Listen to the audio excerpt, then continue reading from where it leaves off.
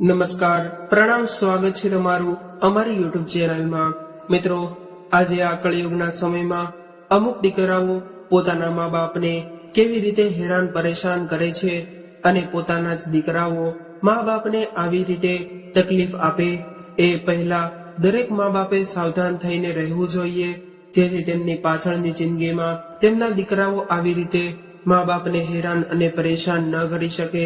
તો મિત્રો, આજની આ કહાની ખૂબ જ કરુણ અને દરેક મા બાપને તેમજ નાના મોટા વૃદ્ધ વડીલ મહિલાઓ તેમજ પુરુષોને સમજવા લાયક અને વિચારવા લાયક કહાની બનવાની છે। તેથી તમને વિનંતી છે કે આ કહાનીને અંત સુધી ધ્યાનથી સાંભળજો અને જો કહાની પસંદ આવે તો વિડીયોને લાઈક તેમજ તમારા અન્ય મિત્રો સાથે શેર કરજો। અને જો તમે આવી જ કહાની સાંભળવા માંગતા હોય તો આ ચેનલને અત્યારે જ સબસ્ક્રાઇબ કરી લેજો, જેથી અમારા નવા આવનારા વિડીયોની માહિતી તમારા સુધી સૌથી પહેલા પહોંચે। તથા કોમેન્ટ બોક્સમાં સાચી શ્રદ્ધાથી હર હર મહાદેવ લખી દેજો, જેથી ભગવાન ભોલેનાથની કૃપા હંમેશા આપણા ઉપર બની રહે। તો ચાલો મિત્રો, તમારો વધારે સમય ન લેતા શરૂ કરીએ આજની કહાની। આ કહાની આજે ખૂબ જ ગરમી હતી। ગરમીના લીધે હર કોઈ પરેશાન હતું। ત્યારે શામજીભાઈ આજે સવારમાં કઈક ઊંડા વિચારોમાં ખોવાઈને તેમના ઘરની ઓસરીમાં બેઠા હતા। ત્યારે તેમના પત્ની રમીલાબેન આવ્યા અને કહ્યું, ક્રિશાના બાપુ, આજે કેમ તમે ઉદાસ થઈને બેઠા છો? એવું કશું નથી રમીલા, પરંતુ હું વિચાર કરી રહ્યો છું કે હવે આપણી દીકરી તો લગ્ન લાયક થઈ ગઈ છે, તેથી તેમના માટે સારો એવો છોકરો શોધી તેમના લગ્ન કરી દઈએ તો આપણા ઉપરથી થોડો બોજો હલકો થઈ જાય। વાસ્તવમાં શ્યામજીભાઈ અને રમીલાબેનને સંતાનમાં 4 દીકરી હતી। તેમને દીકરો ન હતો। તેમાં 2 મોટી દીકરી ઓના તેમણે લગ્ન કરી દીધા હતા અને હવે પલક અને ક્રિશા પણ લગ્ન લાયક થઈ ગઈ હતી। તેઓએ તેમની દીકરીઓને ખૂબ જ લાડકોડથી ઉછેરી હતી। શ્યામજીભાઈએ તેમના સગા સંબંધીઓમાં તેમની દીકરીઓ માટે સારા અને સંસ્કારી છોકરાઓની શોધખોળ શરૂ કરી દીધી હતી। એમાં એક દિવસ તેમની મોટી દીકરી રિયા અને એક ખૂબ જ સારા અને સમૃદ્ધ પરિવારમાંથી સંબંધ માટે માંગવું આવ્યું। તેઓ ખૂબ જ અમીર લોકો હતા અને તેમને 3 પુત્રો હતા, જેમાંથી સૌથી નાનો પુત્ર માટે આ માંગવું આવ્યું હતું। તેમના મોટા 2 પુત્રો તો પહેલેથી જ પરિણીત હતા અને તેમના ઘરમાં તેમની માં પણ હતી। છોકરો જોયા પછી શ્યામજીભાઈએ તેમની દીકરીને આ સંબંધ વિશે પૂછ્યું તો તેમણે આ સંબંધ માટે હા તો પાડી દીધી હતી, પરંતુ તે થોડા દિવસોથી ખૂબ જ પરેશાન અને કોઈ વિચારમાં ખોવાયેલી રહેતી હતી। તેમના ઘરમાં પહેલેથી જ તે શ્યામજીભાઈનો એવો હાકો હતો કે તેમના ઘરમાં કોઈ પણ કામ તે કહે તેમ જ થતું। તેથી પલકને આ સંબંધ વિશે ના પાડવાની જગ્યા એમ પણ ન હતી, અને જો પલક તેના સંબંધ માટે ના પાડી હોત તો શ્યામજીભાઈ તેના લગ્ન છોકરા સાથે કરાવી દીધા હોત, કારણ કે પહેલા શ્યામજીભાઈ તેમની 2 દીકરીઓ સાથે પણ આવું જ બન્યું હતું। પરંતુ હવે પલક હતી જે વધારે પરેશાન રહેતી હતી અને તેમની બહેન ક્રિશા તેમના ઘરમાં સૌથી નાની હતી। તેને પણ તેની બહેનની સૌથી વધારે ચિંતા રહેતી હતી। તેણે તેની મોટી બહેનને ઘણીવાર તેની ઉદાસીનું કારણ પૂછ્યું હતું, પરંતુ તેણે તેની નાની બહેનને કોઈ પણ વાત ન જણાવી। હવે તો પલકના લગ્નના દિવસ પણ આવી ગયા હતા, જ્યારે તેની નાની બહેન સવારે વહેલી પલકના રૂમમાં તેને જગાડવા માટે ગઈ કે આજે તો તેના લગ્ન છે, કમસે કમ આજે તો તે વહેલી ઉઠી જાય। પરંતુ ક્રિશા જ્યારે તેના રૂમમાં ગઈ ત્યારે રૂમની અંદરની દ્રશ્ય જોઈને તે આશ્ચર્યચકિત થઈ ગઈ અને જોયું તો તે પથારીમાં હાજર ન હતી અને તેણે પથારીમાં તેનું ઓશીકું એવી રીતે મૂક્યું હતું કે કોઈ પણ ને એવું લાગે કે પલક હજી સુધી સૂઈ રહી છે। તેનો મતલબ એવો કે તે રાત્રે જ તેમના ઘરેથી ક્યાંક ભાગી ગઈ હતી। લગ્નની તમામ વ્યવસ્થાઓ પૂર્ણ થઈ ગઈ હતી અને જાનવાળા ના ફોન પણ આવી રહ્યા હતા કે અમે લોકો બપોરે 2 વાગીને 30 મિનિટ સુધીમાં જાન લઈને પહોંચી જશું અને અહીંયા તો દુલ્હન જ ગાયબ થઈ ગઈ હતી. શ્યામજીભાઈની તેમના મહોલ્લામાં ખૂબ જ ઇજ્જત હતી. ભગવાને તેમને 4 દીકરીઓ આપી હતી, પરંતુ તેમ છતાં તેમણે પોતાની દીકરીઓ વિશે ક્યારેય એવું નહોતું કહ્યું કે ભગવાને મને માત્ર દીકરીઓ જ આપી છે અને મારે દીકરો નથી. તેમની દીકરીઓ પણ તેના પિતાની ખૂબ જ તે ઇજ્જત કરતી હતી, પરંતુ આજે તેમની દીકરી ના જાણે તેના લગ્નના દિવસે જ તે શું વિચારીને તેમના ઘરેથી ભાગી ગઈ હતી. પલકે ઘરેથી જતી વખતે તેના પિતાને એ નામે એક ચિઠ્ઠી લખી હતી કે તેના રૂમમાં તે મૂકી ગઈ હતી. જ્યારે તેની બહેન ક્રિશા તેના રૂમમાં ગઈ ત્યારે તેણે આ ચિઠ્ઠી જોઈ તો તેણે ચિઠ્ઠી ખોલીને જોયું કે તેમાં લખ્યું હતું કે તેણે તેની પોતાની પસંદગીના છોકરા સાથે તેના માતા પિતાને જાણ કર્યા વિના જ તે પહેલેથી જ લગ્ન કરી લીધા હતા અને આજે તે છોકરા સાથે હું જઈ રહી છું. આ જાણીને રમીલાબેન અને શ્યામજીભાઈના પગ નીચેથી જમીન સરકી ગઈ હતી અને તેઓ ખૂબ જ પરેશાન થઈ ગયા. તેણે આ ચિઠ્ઠી જોઈ તો તેણે ચિઠ્ઠી ખોલીને જોયું તો તેમાં લખ્યું હતું કે તેણે પોતાની પસંદગીના છોકરા સાથે તેના માતા પિતાને જાણ કર્યા વિના જ તે પહેલેથી જ લગ્ન કરી લીધા હતા અને આજે તે છોકરા સાથે હું જઈ રહી છું. આ જોઈને રમીલાબેન અને શ્યામજીભાઈના પગ નીચેથી જમીન સરકી ગઈ અને તેઓ ખૂબ જ પરેશાન થવા લાગ્યા.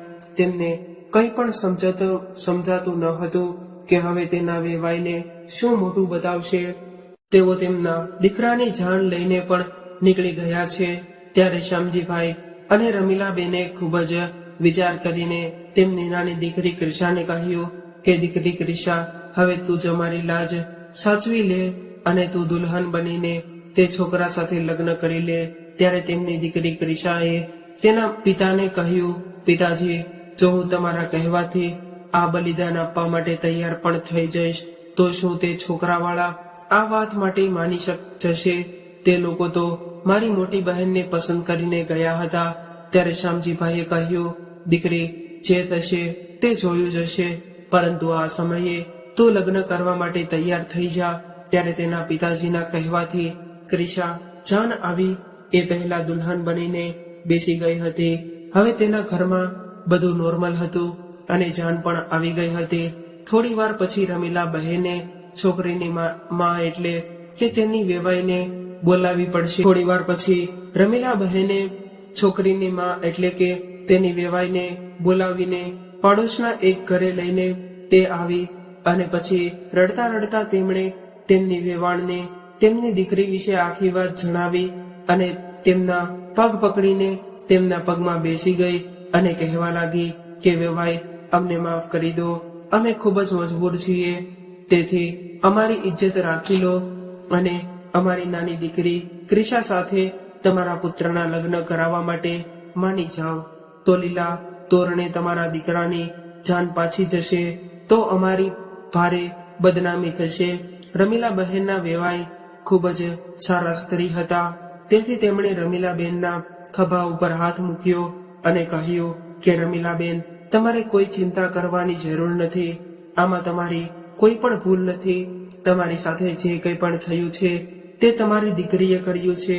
આમાં તમારો કોઈ વાંક નથી, તેથી તમે ચિંતા ન કરો અને અમે તમારી નાની દીકરી ક્રિશાને મારા દીકરાની વહુ તરીકે સ્વીકાર કરી લઈશું અને હું મારા દીકરાને પણ સમજાવી લઈશ. ત્યાર પછી રમીલાબેનની વેવાણે તે જ ક્ષણે તેમના દીકરાને આખી વાત સમજાવી દીધી અને તેની નાની દીકરી ક્રિશાના લગ્ન થઈ ગયા અને જલ્દીથી વિદાય પણ કરી દીધી, જેથી વધુ સમય ન લાગે અને લોકોને વાતો કરવાનો મોકો ન મળે કે અમારી દીકરી ક્રિશાની વિદાય સમયે તેમના માતા પિતાએ તેમની વેવાણને કહ્યું કે વેવાણ, તમે અમારી ઇજ્જત બચાવી લીધી છે ને તે વેવાઈ, તમે અમારી ઇજ્જત બચાવી લીધી છે ને તેથી અમારી દીકરી હંમેશા તમારી સેવા કરશે. અને ત્યારે ક્રિશાએ પણ કસમ ખાધી કે જે મહિલાએ મારા મા બાપની ઇજ્જત બચાવી છે તેમની સાથે હું હંમેશા સારો વ્યવહાર કરીશ. અને હવે ક્રિશા તેના લગ્ન કરીને તેના સાસરે જતી રહી. ક્રિશાના સાસુ તેમના નાના દીકરાને ખૂબ જ પ્રેમ કરતા હતા. તેમણે ક્રિશાને કહ્યું કે તારે પરેશાન થવાની કોઈ જરૂર નથી. તારી બંને મોટી વહુઓ ખૂબ જ અજીબ છે. હું તેમને પસંદ કરીને લાવી હતી, પરંતુ તેમણે તેમના લગ્નના થોડા સમય પછી પોતાનો સાચો રંગ બતાવી દીધો હતો. તેથી દીકરી, તું તારી બંને જેઠાણીઓની વાતને એક કાનેથી સાંભળીને અને બીજા કાને કાઢી નાખજે. હવે આ તારું પોતાનું ઘર છે. ક્રિશા આજે ખૂબ જ પરેશાન હતી, પોતાના માતા પિતા માટે પણ અને પોતાની બહેન માટે પણ. પરંતુ હવે તેની નવી જિંદગી શરૂ થઈ ગઈ હતી. તે આ લગ્ન માટે બિલકુલ તૈયાર ન હતી અને ક્યાં ખબર હતી કે આજે મારી બહેનની જગ્યાએ મારા લગ્ન થઈ જશે. ક્રિશાને પહેલા તો એવું લાગ્યું કે મારી બહેન તો પોતે તો ભાગી ગઈ અને મને આ આગમાં ફેંકી ગઈ, પરંતુ એવું કંઈ ન હતું. તેની બહેન કમનસીબ હતી કે આટલા સારા ઘરને લાત મારીને જતી રહી અને ચાહે તે ભાંગીને પણ કોઈ પણ મોટા મહેલમાં ગઈ હશે. પરંતુ આ વાત તેમના ઘરના લોકો ક્યારેય નહીં ભૂલે કે તે ભાગીને આવી છે. કાલે જો ભગવાન કરે કે તેને એક દીકરી જન્મશે તો તે દીકરીને બધા એવું જ તે કહેશે કે તારી માં પોતાના ઘરેથી ભાગીને આવી હતી. પરંતુ મિત્રો, હાલના સમયમાં પોતાના મા બાપના ઘરેથી ભાગી જવાના કિસ્સા ખૂબ જ બની રહ્યા છે. ભાગીને લગ્ન કરવા વાળી છોકરીઓ આ વિશે વિચારતી પણ નથી કે કાલે મારા બાળકો થશે તો લોકો તેને શું કહેશે કે તે તેની માં પોતાના મા બાપના ઘરેથી ભાગીને આવી હતી, તો ત્યારે તેના બાળકો ઉપર શું વીતશે. જો મારી આટલી વાત છોકરીઓ સમજી જાય કે તો કોઈ પણ છોકરી ભાગીને લગ્ન કરતા પહેલા 100 વાર વિચાર કરશે. ક્રિશાના સાસુ ખૂબ જ સારા હતા. કહેવાય છે ને મિત્રો કે જેના દિલમાં ભગવાનનો ડર હોય છે તે વ્યક્તિ ક્યારેય ખરાબ ન હોઈ શકે. ખરાબ વ્યક્તિ હંમેશા એ જ હોય છે જેના મનમાં કુદરતનો ડર નથી હોતો. ક્રિશાના સાસુ આખો દિવસ પોતાના હાથમાં માળા પકડીને ભગવાનના નામના જાપ કરે અને પૂજા અર્ચના કરતા રહેતા. ખબર નહીં તેમને જોઈને ક્રિશાના હૃદયને થોડી રાહત મળતી હતી. પરંતુ આ ઘરમાં રહેતા રહેતા ક્રિશાએ એક મોટી વાત નોટ કરી લીધી હતી કે તેમની સાસુમાની આ ઘરમાં કોઈ ઇજ્જત નથી. તેમને પૂછીને કોઈ પણ કામ કરવામાં આવતું નથી ત્યાં સુધી કે તેમનો પુત્ર તેમની સાથે ખૂબ જ ખરાબ વર્તન કરતા રહે છે. તેમના સાસુને ડાયાબિટીસની બીમારી હતી, તેમ છતાં તેમનો 3 માંથી એક પણ દીકરો તેમનું ખાવા પીવાનું ધ્યાન પણ નહોતો રાખતો. પરંતુ આજે તેમના ઘરમાં જીરા રાઈસ બન્યા હતા. ત્યારે ક્રિશાએ તેના સાસુને કહ્યું કે સાસુમાં, તમારી તબિયત માટે ચોખા ખાવા તે સારું નથી, તેથી હું તમારા માટે બીજું કંઈ બનાવી આપું છું. તો તેમણે કહ્યું, ના દીકરી, મને એવી આદત નથી. ઘરમાં જે પણ બને છે તેને હું ચૂપચાપ ખાઈ લઉં છું. મને ખબર છે કે ચોખા ખાવાથી ડાયાબિટીસ થોડી વધી જશે, પરંતુ દીકરી, હું કોઈના ઉપર બોજ બનવા નથી માંગતી.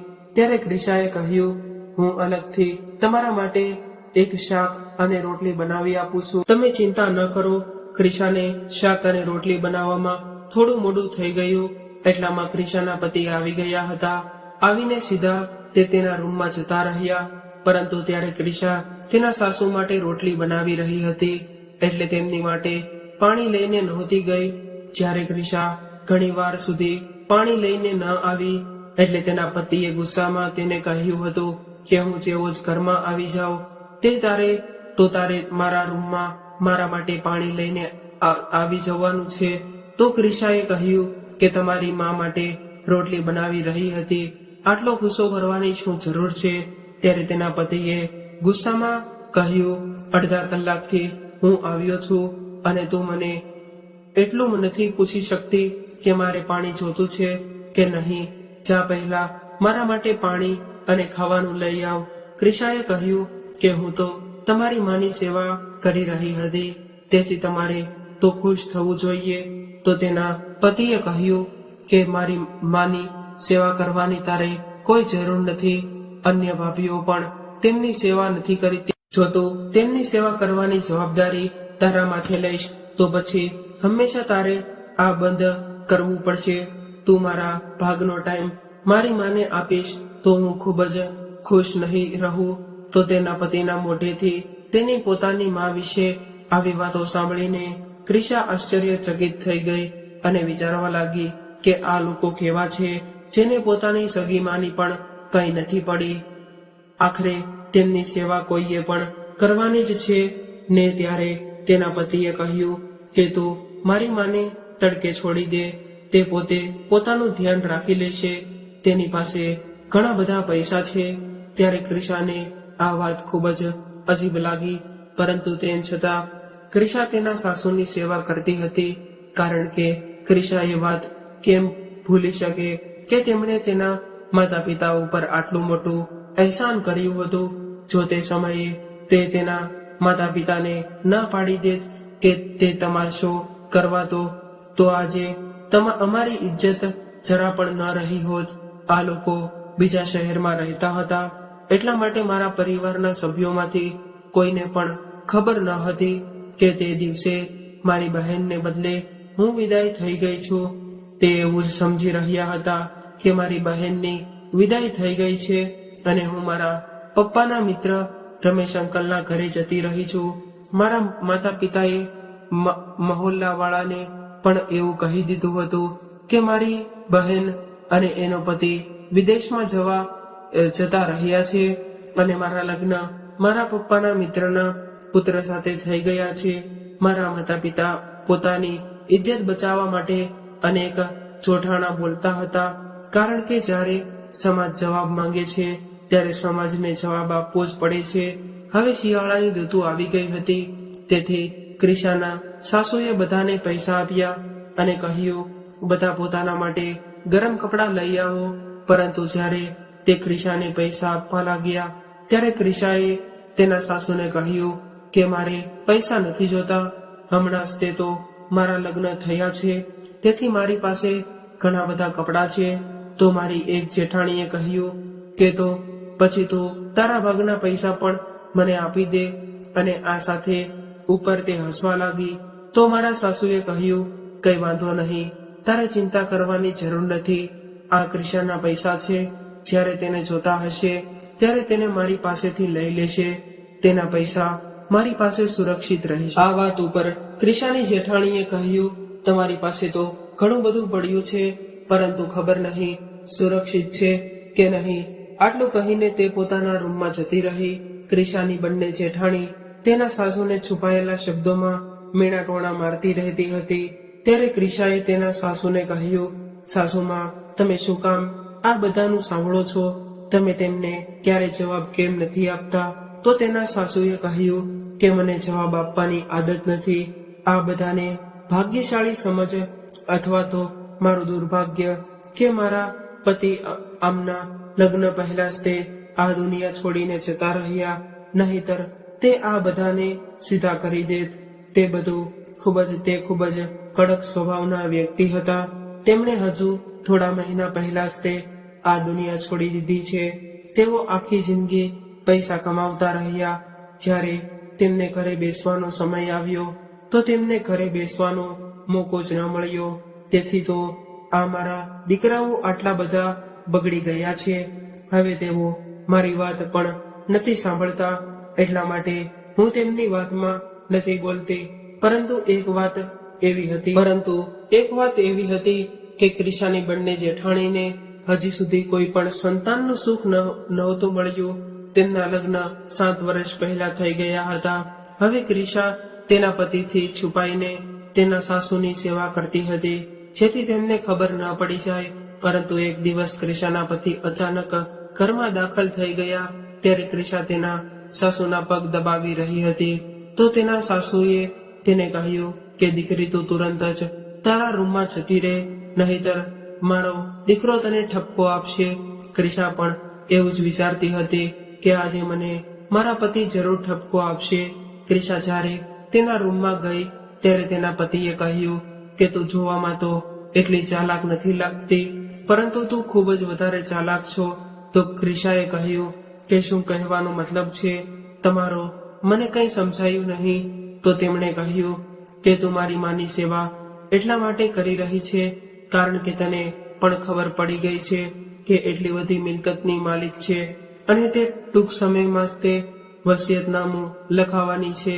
આ સાંભળીને ક્રિશા આશ્ચર્યચકિત થઈ ગઈ અને આ વાત ઉપર ક્રિશાએ તેના પતિને કહ્યું કે એવી કોઈ વાત નથી. તમને ખબર છે કે તેમણે અમારી ઉપર એટલું મોટું અહેસાન કર્યું છે. તો તેના પતિએ કહ્યું કે એમાં તારો કોઈ વાંક નથી. વાંક તો તારી મોટી બહેનનો છે અને ભોગવી તું રહી છે. ત્યારે ક્રિશાએ તેના પતિની આ વાત ઉપર આભાર માન્યો કે ચાલો મારો કોઈ વાંક નથી. મારા પતિ આ વાતને તો માને છે. મને એવું લાગતું હતું કે દરેક વાત માટે મને જ તે દોષી ઠેરવવામાં આવશે. મારી બહેનનો તો ના કોઈ ફોન આવ્યો કે ના કોઈ પણ રીતે મારો સંપર્ક કર્યો કે તે તો એવી જ રીતે જતી રહી છે કે ફરીથી ક્યારેય પાછી ન આવે. હવે એક દિવસ ક્રિશાના મોટા જેઠના રૂમમાંથી ઝઘડાનો અવાજ આવી રહ્યો હતો. અવાજ એટલો બધો હતો કે મારા પતિની પણ આંખ ખુલી ગઈ. તેમણે કહ્યું કે આ તો તેમનું રોજનું કામ છે. બીજા દિવસે ત્રણેય ભાઈઓ એક સાથે બેઠા હતા અને ક્રિશાને ચા બનાવવાનું કહ્યું. ત્યારે ક્રિશા ચા બનાવીને લઈ ગઈ. ત્યાં તેણે સાંભળ્યું કે તેઓ બધા પોતાની સાસુમાની મિલકત ના વસિયતનામામાં વિશે વાત કરી રહ્યા હતા. સાંજે તેઓ બધા ક્રિશાના સાસુના રૂમમાં ગયા અને તેમની સાથે દલીલ કરવા લાગ્યા. ત્યારે ક્રિશાને તો એવું લાગતું હતું કે તેમના દીકરાઓ હમણાં જ તેમની માને મારી નાખશે. ત્યારે તેની માં કળગળી રહી હતી કે મારે હજુ મરવાની ઘણી વાર છે, તો આટલી જલ્દી વસિયત લખીને મારે ક્યાં જવું? તમને લોકોને શરમ નથી આવતી? આવી કે વાત કરી કે બધું જ તે તમારું છે. અને ક્રિશાની જેઠાણીઓ પણ તેમની સાસુને એવું જ કહી રહી હતી કે તમે તમારા જીવન જીવતા જ તે અમને અમારો હિસ્સો લખીને આપી દો, નહીતર પાછળથી ઘણી બધી સમસ્યાઓ ઊભી થશે અને અત્યારે તો તમારી સહી કર્યા પહેલા બધું બરાબર થઈ જશે. બાદમાં અનેક પ્રકારના પ્રશ્નો ઊભા થાય છે. જો અમારા સસરા હોત તો અત્યાર સુધીમાં આ બધું કરી લીધું હોત. ત્યારે તેની સાસુએ કહ્યું કે જો તમારા સસરા હોત તો અત્યારે તમારા બધાના મોઢા ઉપર થપ્પડ મારી દીધી હોત અને કહ્યું હોત કે તમારી માં જીવતી છે અને તમને બધાને મિલકતની પડી છે. હું ઘરનો તમામ ખર્ચ ઉપાડી રહી છું અને ઘર ચલાવી રહી છું. તમારી પત્નીઓના શિયાળા ઉનાળાના કપડાં લાવી આપું છું. ઘરમાં રાશન મારા પૈસાથી આવે છે. તમે લોકોએ ક્યારેય 1 રૂપિયો પણ આ ઘરમાં ખર્ચ કર્યો જ નથી. પહેલા 20,000માં આ ઘર ચાલતું હતું, હવે 30,000માં પણ આ ઘર નથી ચાલતું. ક્રિશાના સાસુ કોઈ અભણ સ્ત્રી ન હતા. તેઓ ભણેલા ગણેલા અને મેટ્રિક પાસ થયા હતા. તેમણે તેમના દીકરાઓને આ વાત સીધી કહી દીધી કે તેમના દીકરાઓ ચૂપ થઈ ગયા. જ્યારે ક્રિશા આ બાબતને કંઈ પણ બોલવા લાગી તો તેમના પતિએ કહ્યું કે આમાં તારે વધારે બોલવાની કોઈ જરૂર નથી. બીજા ભાઈઓની પત્નીઓને જો પાછળથી તેમનો સાથ આપે છે અને તું તારી માની નોકરાણી બનીને બેઠી રહી છો. મને તો એવું લાગે છે કે કદાચ તારી બહેન તારા કરતા વધારે સમજદાર હતી. અમે આ જ વાતને લઈને એકબીજા સાથે દલીલો કરતા રહ્યા. હવે આ ઘરમાં ધીમે ધીમે ઝઘડાઓ વધવા લાગ્યા હતા. આ લોકોએ જાણે જોઈને પોતાની માને હેરાન કરવાનું શરૂ કરી દીધું હતું, જેથી તે કંટાળીને પોતે જ તેની મિલકત તેના પુત્રોના નામે ટ્રાન્સફર કરી દે. ઘરમાં ફરીથી ઝઘડા થવા લાગ્યા. ત્યારે ક્રિશાના સાસુએ કહ્યું કે જ્યાં સુધી હું જીવતી છું ત્યાં સુધી આ વસ્તુ ક્યારેય નહીં થાય. મારા મનમાં તો એમ થાય છે કે તમને લોકોને કંઈ પણ નથી આપવું. તમે લોકો આ મિલકતના લાયક. બધી મિલકત મારા પતિએ વસાવી છે, તમે લોકોએ નથી વસાવી. તમને લોકોને રહેવા માટે ઘર મળી રહ્યું છે, ખાવાનું મળી રહ્યું છે, એ જ તમારા માટે કાફી છે. આમાં જ તે ખુશ રહો. ક્રિશાના સાસુએ તો તેમના દીકરાઓને ત્યાં સુધી કહી દીધું હતું કે મને તો મન થાય છે કે આ બધી મિલકત હું કોઈ અનાથ આશ્રમના નામે કરીને જતી રહું. રોજ રોજના ઝઘડાથી તેના સાસુ પણ ખૂબ જ વધારે પરેશાન રહેતા હતા. એક દિવસ તે વિચારી રહ્યા હતા કે એક માતા કેટલી તકલીફો વેઠીને પોતાના બાળકોને જન્મ આપે છે, તે પછી પણ કેટલી તકલીફ ઉઠાવે છે. જ્યાં સુધી જીવતી રહે છે ત્યાં સુધી તેમના બાળકો વિશે વિચારતી રહે છે. હું 3 દીકરાઓની માં છું, પરંતુ આજે મને આ વાત ઉપર પસ્તાવો થઈ રહ્યો. બીજી બાજુ તેના દીકરાઓએ પ્લાન બનાવી લીધો હતો કે દસ્તાવેજ બનાવી લઈએ, તેની ઉપર માની સહીના બદલે અંગૂઠો લગાવી દઈએ, તેમને ખબર પણ નહીં પડે, જબરદસ્તી અંગૂઠો લગાવી જ લઈશું. પરંતુ તેમના દીકરાઓની આ વાત તેની માતાએ સાંભળી લીધી હતી અને ત્યારે પોતાના દીકરાઓએ એટલું બધું સંભળાવ્યું હતું કે રડી રડીને તેઓ બેહોશ પણ થઈ ગયા હતા. તેમણે કહ્યું કે મારા બાળકો હવે એટલી હદે પહોંચી ગયા છે કે હવે તે કોઈ પણ હદ વટાવી શકે છે. તેમની પત્નીઓ રાત દિવસ તેમના દિમાગ ખરાબ કરે છે. ક્રિશાનો પતિ પણ તેમની ભાભીની જ તે વાત સાંભળતા રહે છે. ક્રિશાના સાસુએ ક્યારેય પણ કોઈ પણ વહુ સાથે ખરાબ વર્તન નહોતું કર્યું, તેમના વિશે કોઈ પણ ખરાબ વાત નહોતી કહી, તેમ છતાં પણ તે બધી તેમની કટ્ટર દુશ્મન બનેલી હતી. આ વિચારીને તેમને ખૂબ જ ખરાબ લાગતું હતું. એક રાત્રે તેમના ઘરમાં ખૂબ જ મોટો ઝઘડો થયો હતો. બધાએ પોતપોતાની હદ પાર કરી લીધી હતી. આજે ત્રણેય પુત્રોએ પોતાની મા ઉપર હાથ ઉપાડ્યો હતો અને તેમના પુત્રોએ તેમની માને આજે એટલી મારી હતી કે તેમની તબિયત ખરાબ થઈ ગઈ હતી. ક્રિશા જ્યારે તેમની તબિયત પૂછવા ગઈ તો તેમણે તેમનો રૂમને અંદરથી બંધ કરી દીધો હતો. ક્રિશાને લાગ્યું કે કદાચ તે ખૂબ જ પરેશાન છે, તેથી તેને તેમને તકલીફ આપવાનું યોગ્ય ન માન્યું. તેથી તે તેના રૂમમાં આવીને સૂઈ ગઈ. જ્યારથી તેના સાસુને ખબર પડી હતી કે તેમના દીકરાઓ આ હદ સુધી પહોંચી ગયા છે, ત્યારથી તેઓ ખૂબ જ વધારે ઉદાસ રહેતા હતા અને ક્રિશા સિવાય કોઈના ઉપર પણ તે ભરોસો નહોતા કરતા. એક દિવસ ક્રિશાના પતિએ કહ્યું કે માં તારી ઉપર ભરોસો કરે છે અને અમારા હાથનું પાણી પણ તે નથી પીતી, એટલે તું તેમને કોઈ પણ રીતે બેહોશીની દવા આપી દે, જેથી અમે તેનો અંગૂઠો લગાવી શકીએ. તો ક્રિશાએ કહ્યું કે હું એવું બિલકુલ પણ નહીં કરું. તો તેના પતિએ તેને કહ્યું કે આમાં તારો જ તે ફાયદો, મારી પાસે સંપત્તિ આવશે તો તને પણ મળશે. બીજા ભાઈઓની પત્નીઓને જો કેટલી સમજદાર છે, બસ મારું જ તે નસીબ ફૂટેલું છે કે તું મને મળી ગઈ, બસ કર હવે આ સારું બનવાનો દેખાડો કરીને તને કંઈ પણ નહીં મળે. તે સાસુ તે તારી સાસુ છે અને સાસુ વહુ વચ્ચે ક્યારે મિત્રતા ન થઈ શકે. ક્રિશાના પતિએ તેને શરૂઆતમાં ખૂબ જ પ્રેમથી સમજાવ્યું, પરંતુ તેણે સ્પષ્ટ ના પાડી દીધી હતી. તો પછી તેણે ક્રિશાને સંભળાવવાનું શરૂ કરી દીધું કે હું તને છૂટાછેડા આપી દઈશ. તો ક્રિશાએ કહ્યું, તમારા જેવા વ્યક્તિ સાથે રહેવા કરતા તો સારું છે કે મને છૂટાછેડા જ મળી જાય. જે વ્યક્તિ પોતાની માને દગો આપવા તૈયાર હોય તે કાલે પોતાની પત્નીને પણ વેચી નાખે. આ વાત ઉપર ક્રિશાના પતિએ તેના મોઢા પર એક જોરદાર થપ્પડ મારી દીધી અને તેના સાસુએ જોઈ લીધું તો તેમણે કહ્યું, આ તારા ચહેરા ઉપર આ શું થઈ ગયું છે? તો ક્રિશાએ કહ્યું કે માજી હું ગઈ કાલે પડી ગઈ હતી, તેથી થોડું વાગી ગયું હતું. તો તેમણે કહ્યું, દીકરી હું 70 વર્ષની થવાની છું, મને ખબર છે કે તું ક્યાંય પડી નથી, પણ તારા પતિએ તારા ઉપર હાથ ઉપાડ્યો છે. હવે જણાવ મને શું થયું હતું? તો ક્રિશાએ તેના સાસુને કહ્યું કે માજી કોઈ કારણ નથી, બસ એમ જ અમારા બંને વચ્ચે લડાઈ થઈ હતી. ક્રિશાએ તેના સાસુને સાચી વાત ન જણાવી, કારણ કે ક્રિશા તેના સાસુને વધુ પરેશાન કરવા નહોતી માંગતી, પરંતુ કદાચ તેના સાસુ આખી વાત સમજી ગયા હતા.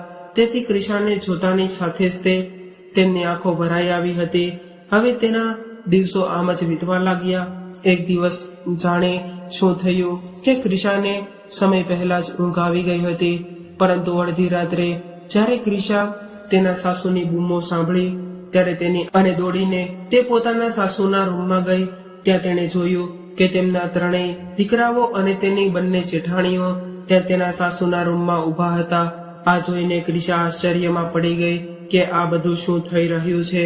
જ્યારે ક્રિશાએ તેની સાસુના રૂમમાં આવું દ્રશ્ય જોયું ત્યારે તેને લાગ્યું કે તેના પગ નીચેથી જમીન સરકી ગઈ છે. આ બધું જોઈને ક્રિશાએ જોર જોરથી રડવાનું ચાલુ કરી દીધું.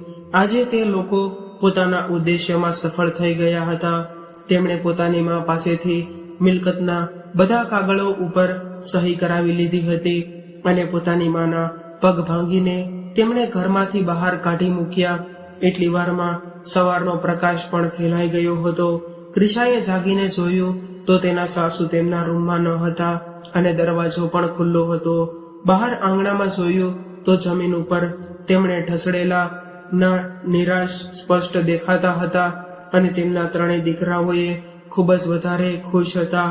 હવે તો તેમના હાથમાં તમામ મિલકતના કાગળો આવી ગયા હતા.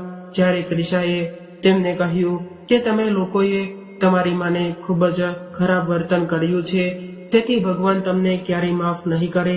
તો આ સાંભળીને ક્રિશાના મોટા જેઠે તેના પતિને કહ્યું કે ભાઈ, હવે તારી પાસે ખૂબ જ સંપત્તિ છે, આના જેવી તને મળી જશે. હું તો તને કહું છું કે આને પણ ટાંગા ભાંગીને હમણાં જ તે ઘરમાંથી બહાર કાઢી મૂક, નહીં તો કાલે સવારે તે બધાને જણાવી દેશે તો આપણે જેલની હવા ખાવાના દિવસો આવશે. ક્રિશા તે સમયે તેમને કહેવા તો ઘણું બધું માંગતી હતી, પરંતુ તે સમયે તેના મનમાં એક જ વાત ચાલી રહી હતી કે હું ઝડપથી જઈને મારા સાસુની મદદ કરું. તેમની સાથે આ બધા લોકોએ ખૂબ જ ખરાબ વર્તન કર્યું હતું. તમામ મિલકત પોતાના નામે કરાવ્યા પછી તેમના બંને પગ પણ ભાંગીને ઘરમાંથી ધક્કા મારીને બહાર કાઢી મૂકવામાં આવ્યા હતા. ક્રિશા તરત જ ઘરની બહાર આવીને તેમને શોધવા લાગી, પરંતુ જતા પહેલા તેણે એટલું જરૂર કહ્યું કે તમે લોકોએ જે કર્યું છે તેની સજા તમને ચોક્કસ મળશે. ત્યારે તે લોકોએ ક્રિશાને કહ્યું કે તારી આંખો ખોલીને જો, અમારા હાથમાં અત્યારે કરોડોની પ્રોપર્ટીના કાગળો છે. હવે અમને સજા નહીં પરંતુ મજા મળવાની છે. ત્યારે ક્રિશાના પતિએ ક્રિશાને કહ્યું કે હું તને છૂટાછેડા આપીને તારા બાપના ઘરે મોકલી દઈશ અને તારા આખા પરિવારના લોકોને બદનામ કરી દઈશ. ત્યારે ક્રિશા પાસે આ બધું સાંભળવા માટે ટાઈમ ન હતો. તેની આંખોમાં માત્ર તેના સાસુ જ દેખાતા હતા. એટલે તે તરત જ એ પોતાના ઘરમાંથી બહાર નીકળી ગઈ અને તેના સાસુને શોધવા માટે લાગી ગઈ. પરંતુ જેવો જ ક્રિશાએ તેને ઘરની બહાર પગ મૂક્યો ત્યારે તે એક જોરદાર ધડાકો થયો. એ અવાજના કારણે ક્રિશાએ તેના બંને કાન પર હાથ મૂકી દીધા અને જોયું તો જમીન ખરાબ રીતે ધ્રુજવા લાગી હતી. તેને એવું લાગ્યું કે કદાચ ધરતીકંપ આવ્યો હશે, એટલે ક્રિશા ત્યાંથી દોડવા લાગી. થોડી વારમાં આટલો ભયંકર ભૂકંપનો આંચકો આવ્યો. આવો ભૂકંપ ક્રિશાએ તેની જિંદગીમાં પહેલા ક્યારેય નહોતો જોયો અને તે દોડીને ખૂબ જ દૂર પહોંચી ગઈ. થોડી વાર પછી એટલો જોરદાર વિસ્ફોટ થયો કે લોકોના કાન બંધ થઈ ગયા. તે ભૂકંપને કારણે ઘણા બધા ઘરોની દિવાલો ધરાશાયી થઈ ગઈ હતી, પરંતુ ક્રિશાના સસરાનું ઘર સંપૂર્ણપણે જમીનમાં ઘૂસી ગયું હતું. ત્યારે ક્રિશાએ આ દ્રશ્ય જોયું તો તે આશ્ચર્યચકિત થઈ ગઈ કે તે પછી તેની નજર આકાશ તરફ ગઈ અને તેના બંને હાથ જોડીને ભગવાનને પ્રાર્થના કરવા લાગી અને વિચારવા લાગી કે શું આ લોકોને આજ સજા મળવાની હતી. કારણ કે ઘરને જોઈને તો એવું લાગી રહ્યું હતું કે કોઈ પણ જીવતું નહીં બચ્યું હોય. કદાચ ક્રિશાનું જીવન લખાયેલું હતું, તેથી તે તેમના ઘરમાંથી એ બહાર નીકળી ગઈ હતી અને પછી તેણે તેના સાસુને શોધી લીધા અને તેમણે એક સારી હોસ્પિટલમાં લઈ જઈ સારવાર કરાવી. થોડા દિવસો પછી તેના સાસુને ખબર પડી ગઈ કે તેમના બંને મોટા પુત્રો આ દુનિયા છોડીને જતા રહ્યા છે અને નાના પુત્રના બંને પગ ભાંગી ગયા છે. તે જીવતો હતો પરંતુ કશું બોલતો ન હતો. જ્યારે ક્રિશાએ તેના સાસુને આ સમાચાર સંભળાવ્યા તો તેઓ ચૂપ થઈ ગયા. ત્યારે ક્રિશાને એવું લાગ્યું હતું કે કાં તો તેના સાસુ આઘાતમાં છે અથવા તો તે કંઈ પણ સમજી શકતા ન હતા. ત્યાર પછી 3 મહિનાની બીમારી પછી ક્રિશાના સાસુ બિલકુલ સાજા થઈ ગયા હતા. પરંતુ ત્યાં સુધીમાં તો ક્રિશાના પતિએ પણ આ દુનિયા છોડી દીધી હતી, કારણ કે તેમની હાલત ખૂબ જ ખરાબ હતી. હવે ક્રિશા તેના સાસુ સાથે તેમના બીજા એક ઘરમાં રહેતી હતી. તે મકાન અગાઉ તેમણે ભાડે આપેલું હતું અને ક્રિશા તેના સાસુને એકલતાના મૂકી શકી અને તેમ નહોતી. ત્યારે ક્રિશાના પતિ માતા પિતાએ પણ તેમને કહ્યું હતું કે તમે બંને અહીંયા રહેવા માટે આવી જાઓ, પરંતુ ક્રિશાના સાસુએ કહ્યું કે હવે તે અહીં જ રહેશે. તેમના પુત્રોએ લાલચની હદ વટાવી દીધી હતી, પરંતુ તેમને તરત જ ભગવાનના ઘરની સજા મળી ગઈ અને ભગવાને તેમને બતાવી દીધું હતું કે જ્યારે કોઈ પણ વ્યક્તિ દ્વારા પોતાની માતાનું દિલ દુખાવવામાં આવે છે તો તે સજા આપવામાં બિલકુલ વિલંબ નથી કરતા. તો દોસ્તો, આ કહાની તમને કેવી લાગી તે કોમેન્ટ કરીને જરૂર જણાવજો, અને કહાની પસંદ આવી હોય તો પ્લીઝ વિડીયોને લાઈક અને તમારા અન્ય મિત્રો સાથે શેર કરજો. તેમજ આ ચેનલ પર નવા હોય તો ચેનલને સબસ્ક્રાઇબ જરૂરથી કરી લેજો, અને હા, નોટિફિકેશન બેલને જરૂરથી દબાવી દેજો, જેથી અમારા નવા આવનારા વિડીયોની અપડેટ સૌથી પહેલા તમને મળે. તો ચાલો મિત્રો, હવે ફરી મળીશું એક નવી કહાની સાથે. ત્યાં સુધી તમામ મિત્રોને જય શ્રી કૃષ્ણ, રાધે રાધે, હર હર મહાદેવ. આ કહાનીને પૂરેપૂરી સાંભળવા માટે તમારો ખૂબ ખૂબ આભાર.